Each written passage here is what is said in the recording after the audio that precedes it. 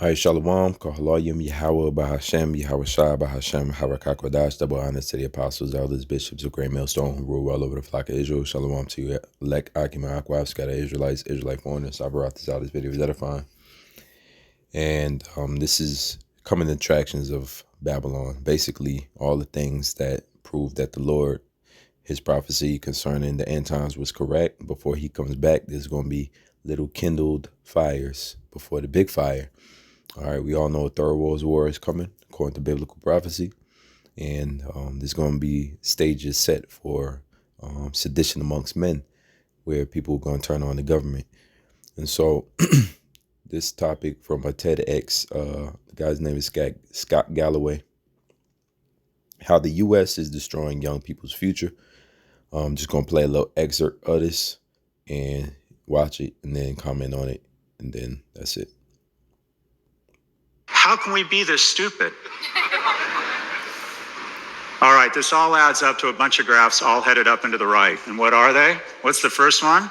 Oh, that's self-harm rates, which have exploded, especially among girls, since my colleague Jonathan Haidt pointed out it's really gone crazy since social went on mobile.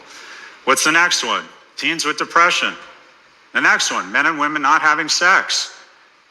Biggest fear of my parents was that I was going to get in too much trouble. My biggest fear, honestly, is that my kids aren't going to get into enough trouble. By the way, my advice to every young person watching this program is go out, drink more, and make a series of bad decisions that might pay off.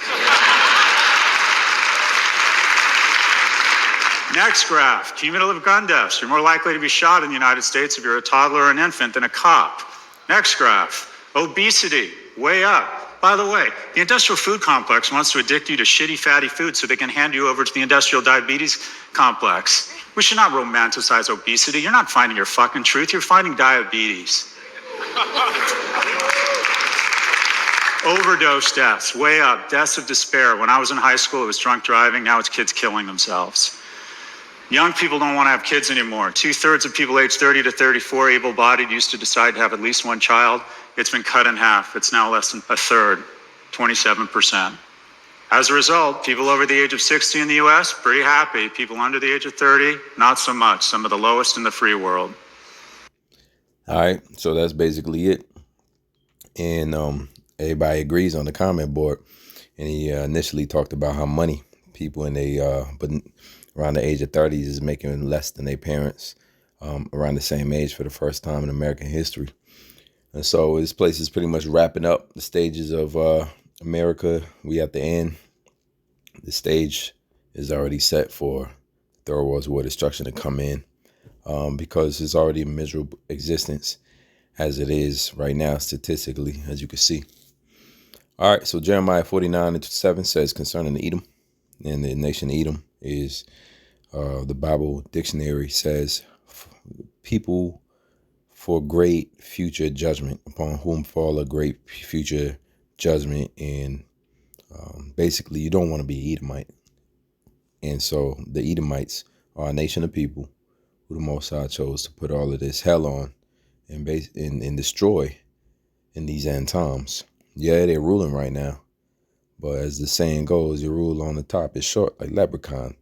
Their rule is coming to an end.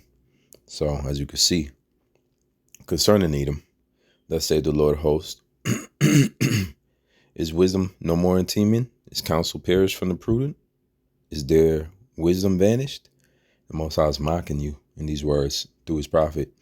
He's mocking you because the Temanites, Germans, or these different European nations where you're so wise and so smart, but yet you're being destroyed. Your money is rotten. Your living standards is decaying. The morality of the people is diminishing. And there's really nothing you can do about it. It goes on, flee, turn back, dwell deep, O inhabitants of Dedan, for I will bring calamity upon Edom. We're dealing with that word calamity right there.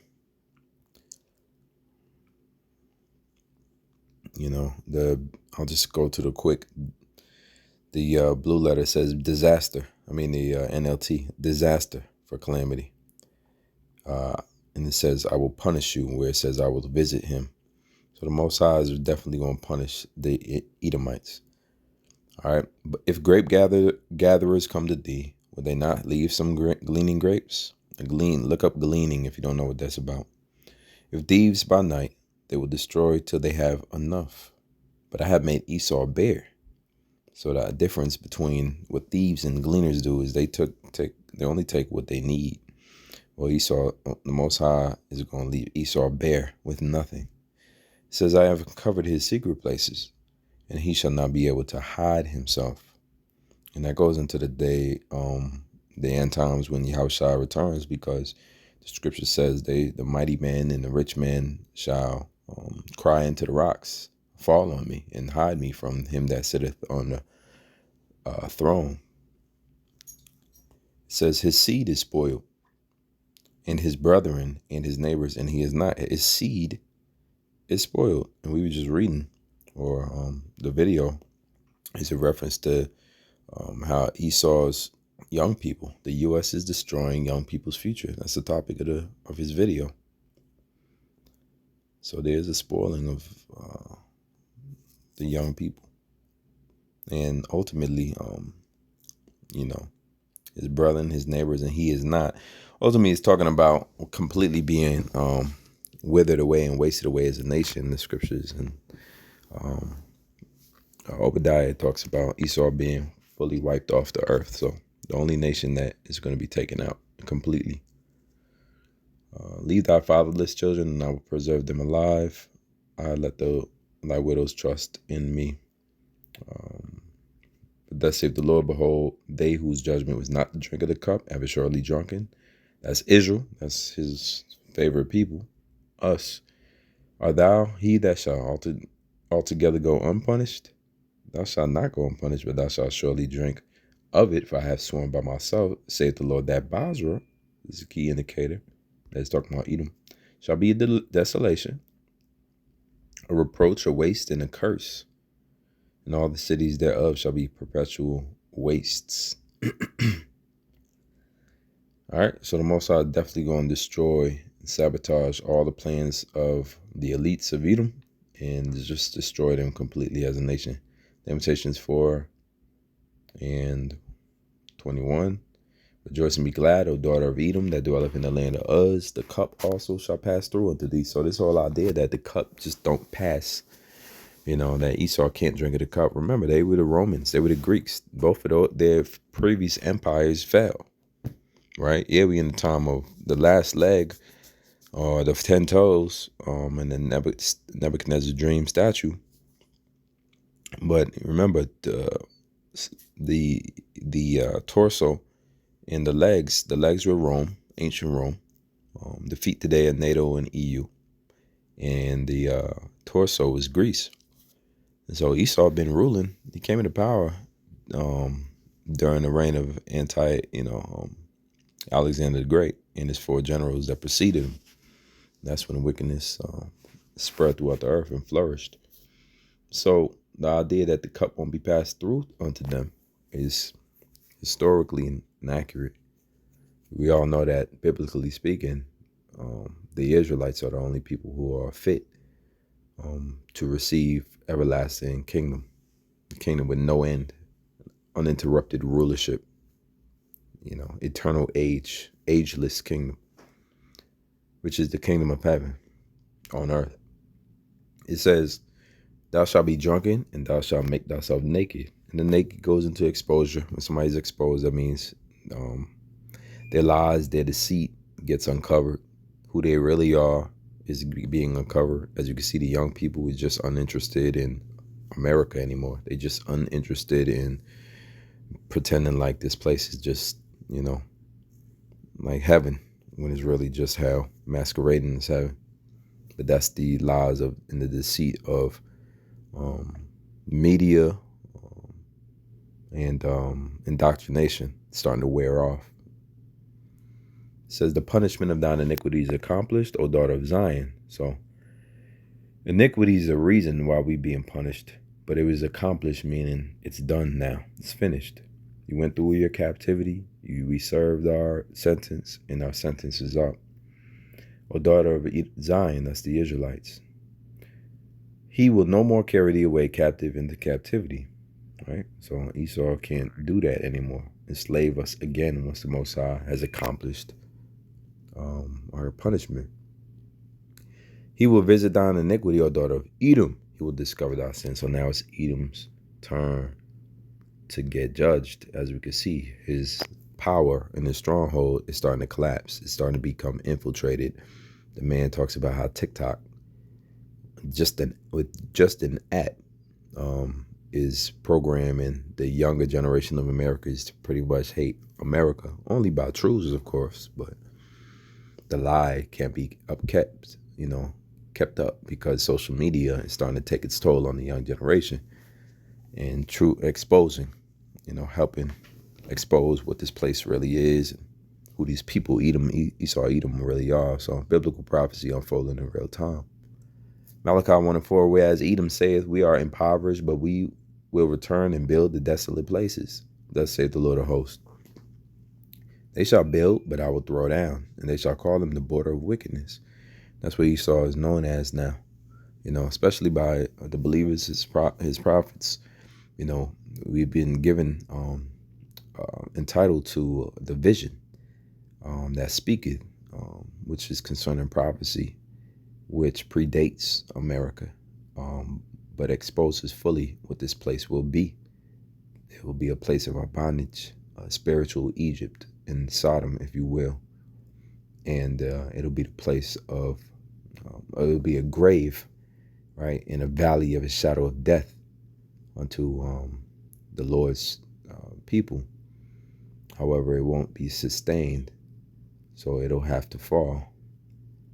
And now this border of wickedness, Edom, wherever he goes, he sets up his border, and inside that border is wicked and evil, which is why America is showing its true horns now. It's a demonic place, all in all. And the people against whom the Lord have indignation forever. So this is particularly dealing with Edom, who seeks to continue on to rule an endless rulership. He desires that birthright back. Going back to the story of Jacob and Esau, fighting in the womb and having to be in two manners of people separated at birth.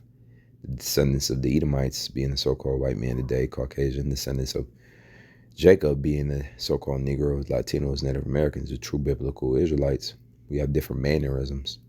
And it was prophesied that the elders shall serve the younger. So the prophecies must come to pass. Also, we know that Jacob supplanted Esau for his birthright when Esau was foolish enough to sell it because he was starving. And he sold it for some pottage and sought it carefully with tears later on, but couldn't receive it back. Instead, he received rulership in the kingdom by way of a sword. And Yahushua fitly prophesied, he that liveth by the sword shall die by the sword. So the sword is going to return unto his own pate, and he's going to be destroyed and made desolate and wiped out by his own technology and his own sword, thermonuclear war. So it says, and the people of whom the Lord hath indignation forever, and that's a righteous anger. So you have to point out that the Most High is righteous and just anytime you're talking about indignation. And the fact that he never ceases to hate Esau is more proof that Esau is beginning to crumble. What else would it be? Jeremiah 51:7, Babylon hath been a golden cup in the Lord's hand. So we understand that the Most High ruleth in the kingdom of men. And so this cup that is full of abominations, according to the book of Revelation, that the whore giveth to these nations to become drunk. But it is in the Lord's hand. So it's a Babylonian cup that the Most High is allowing these nations to drink of and blame Babylon for. Even though the Most High is in complete control over the situation. It says that made all the earth drunken. So these nations have drinking of this,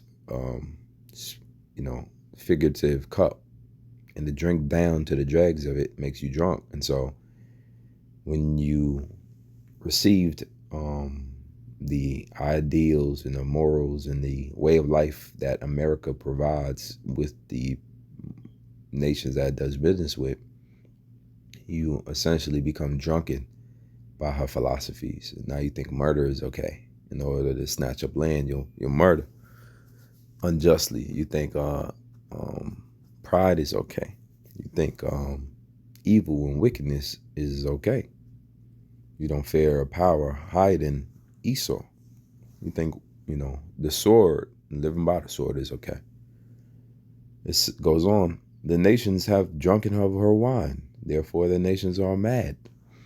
And mad and drunk is one and the same. You become enraged and almost like a lunatic, a drunken fool, an angry, drunk is a common thing. And so the nations are mad, and because they're drunk, and that cup was filled with abomination. So now they're abominable themselves.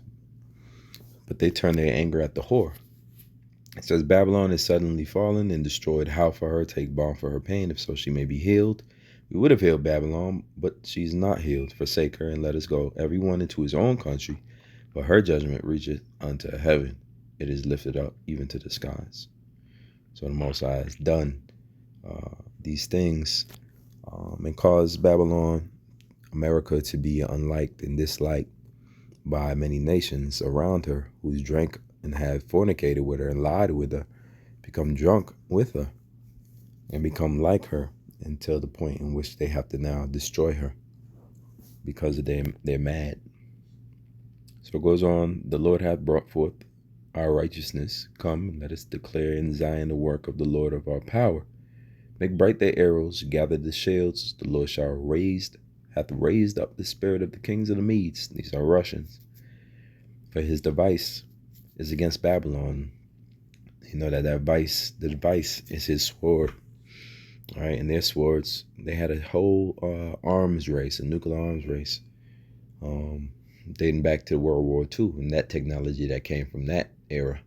Now these devices had advanced. The sword has been sharpened and made into a sharper, destroying sword, glittering sword.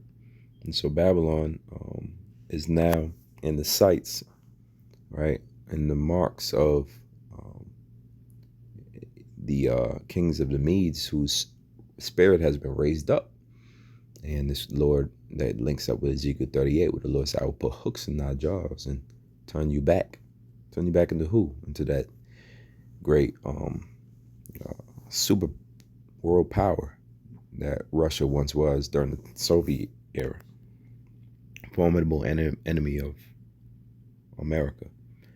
So it says, for his devices against Babylon to destroy it, because it is the vengeance of the Lord, the vengeance of his temple. And all throughout the scriptures, we recognize that the Most High uses nations to do his will. Whether it's conquer one nation, conquer us. We were a nation that was conquered. We the Lord's favorite nation, but he used another nation, all right, an evil nation, a wicked nation, to conquer us. So how much more so for the wicked? Revelations 14:8 says, and there followed another angel saying, Babylon is fallen, that great city, because she made all nations drink of the wine of the wrath of her fornication.